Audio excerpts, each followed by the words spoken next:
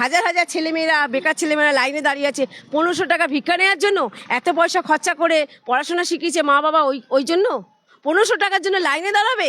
যেখানে 15,000, 20,000, 20,000, 30,000 টাকা মাইনার চাকরি, একটা সরকারি চাকরি আছে দেখান তো। আজ কত দিন ধরে শিক্ষক শিক্ষিকা রাস্তায় চোখের জল বাচ্চা কাচ্চা নিয়ে রাস্তায় বসে আছে, এইগুলো দিদি দেখতে পাচ্ছে না? এর জন্য দিদি তো কোথায় উকিল দিয়ে দাঁড় করালো, সুপ্রিম কোর্টে গেল না।